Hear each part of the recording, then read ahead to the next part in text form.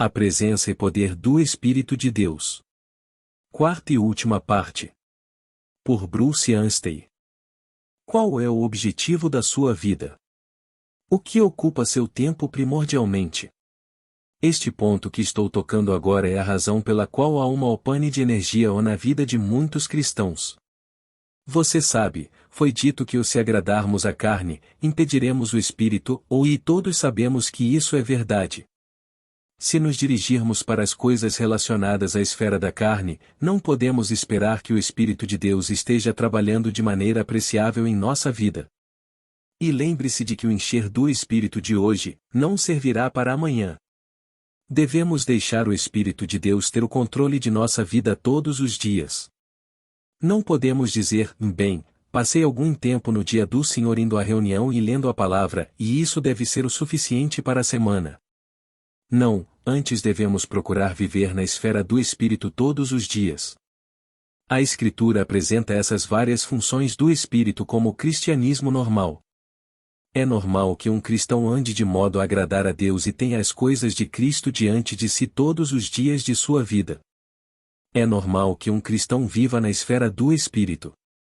Mas nós, cristãos, muitas vezes vivemos muito abaixo disso e pagamos o preço por isso. Leia 2 Reis 4.17 para ver um exemplo disso. A mulher havia se endividado e, consequentemente, os credores estavam vindo para levar seus 2 filhos como escravos.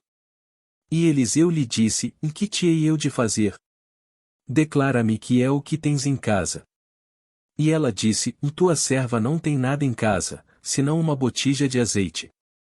Então disse ele: vai. Pede para ti vasos emprestados a todos os teus vizinhos, vasos vazios, não poucos. Então entra, e fecha a porta sobre ti, e sobre teus filhos, e deita o azeite em todos aqueles vasos, e põe à parte o que estiver cheio, vai, vende o azeite, e paga a tua dívida, e tu e teus filhos vivei do resto. Agora, que significado essa passagem poderia ter sobre o nosso assunto? Bem, você vê aqui que havia um estado de pobreza. Essa mulher precisava de ajuda, sendo carente, ela só tinha uma botija de azeite em seu nome. O azeite aqui é um tipo do Espírito de Deus, como é em toda a palavra de Deus.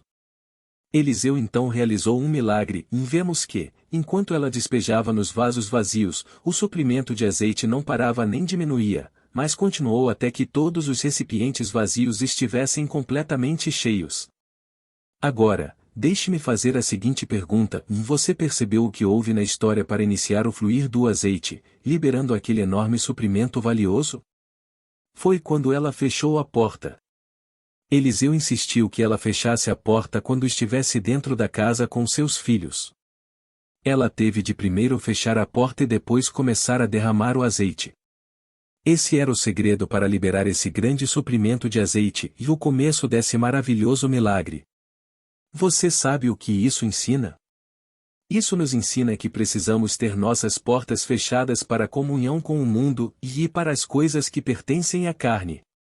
Quando nossas portas estão fechadas para essas coisas, o Espírito de Deus estará livre para derramar do seu suprimento infinito de poder que precisamos para a nossa vida cristã. Um último versículo antes de encerrarmos, Deuteronômio 33.24-25, Bide Aser disse: E bendito seja Aser com seus filhos, agrade a seus irmãos, e banhe em azeite o seu pé. Você pode dizer, e isso é uma coisa estranha de se dizer. Mas quando você entende a figura, faz todo o sentido. Então, aqui estava uma exortação para Aser mergulhar seu pé no azeite. Esta é uma figura para nós de andar no Espírito, é claro. Gálatas 5.16 diz: andai em Espírito, e não cumprireis a concupiscência da carne. Andar no Espírito é andar na esfera das coisas do Espírito, e que, como estávamos falando, é a esfera das coisas relacionadas aos interesses de Cristo. Qual foi o resultado? Continua dizendo: o ferro e o metal será o teu calçado, e a tua força será como os teus dias.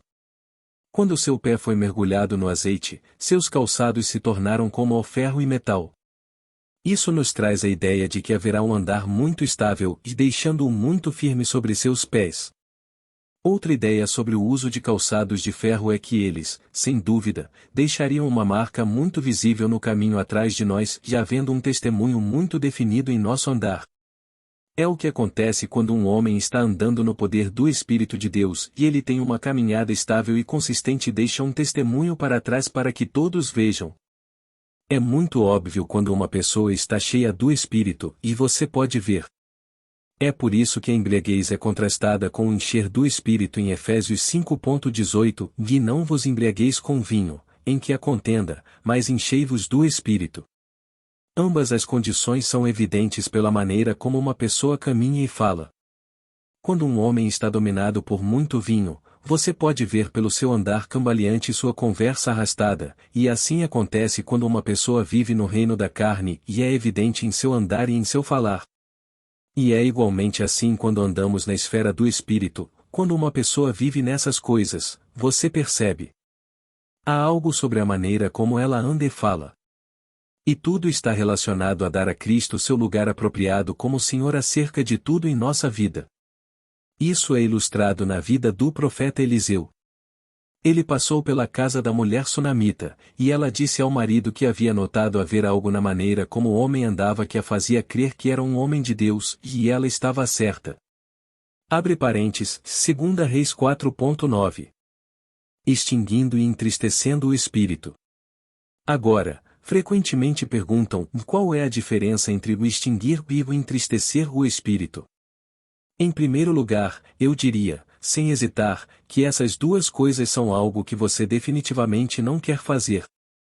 Queremos deixar que o Espírito de Deus tenha seu lugar de direito em nossa vida, e qualquer coisa que atrapalhe sua obra em nós deve ser evitada.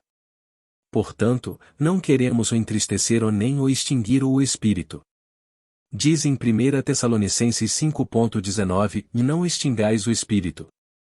Isso ocorre porque o Espírito de Deus gostaria de nos usar como canais pelos quais ele pudesse trabalhar para a bênção dos outros. O Senhor disse, em quem crê em mim, como diz a Escritura, rios d'água viva correrão do seu ventre.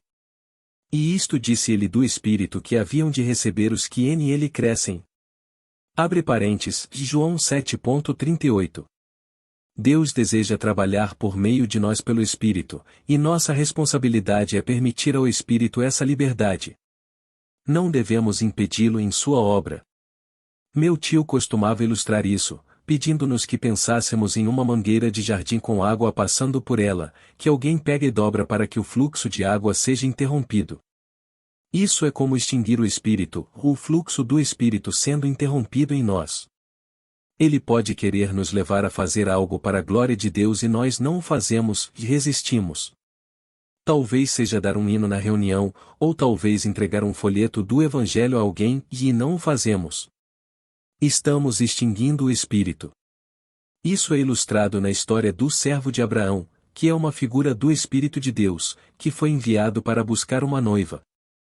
Abre parênteses, Rebeca, para Isaque. Abre parênteses, Gênesis 24. É uma figura do Espírito sendo enviado a este mundo para chamar uma noiva para Cristo.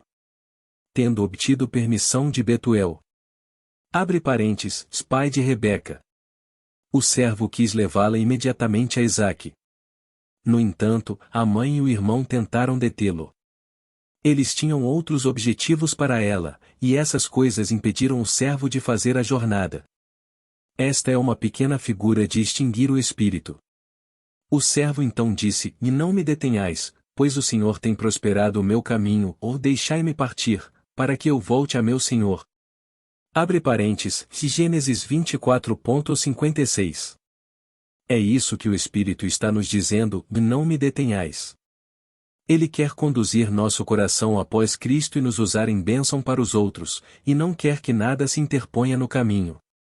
Há pouco tempo, comprei um aparelho profissional de fazer milkshake.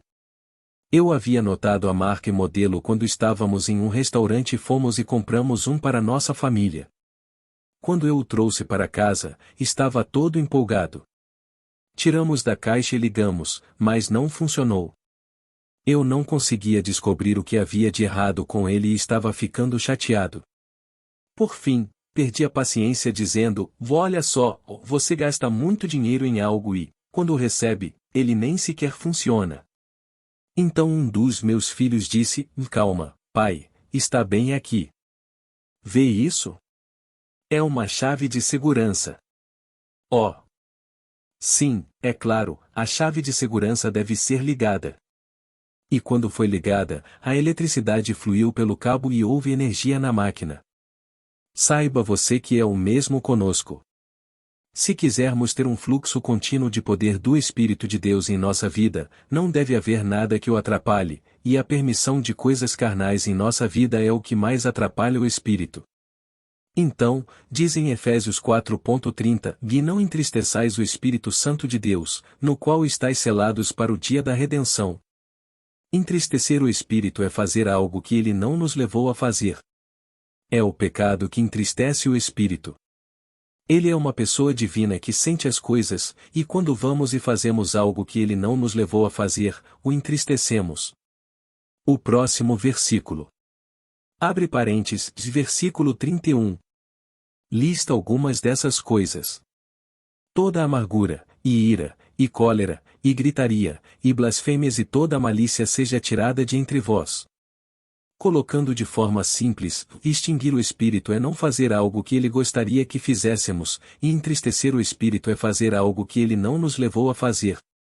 Por isso, insisto, queridos jovens, ao encerrarmos este pequeno estudo sobre o Espírito que habita em nós, que, se vocês quiserem ter proveito dos benefícios da presença do Espírito nas várias funções que vimos, terão de viver na esfera correta, e então vocês serão cheios do Espírito de Deus e sua vida será de valor para a glória de Deus.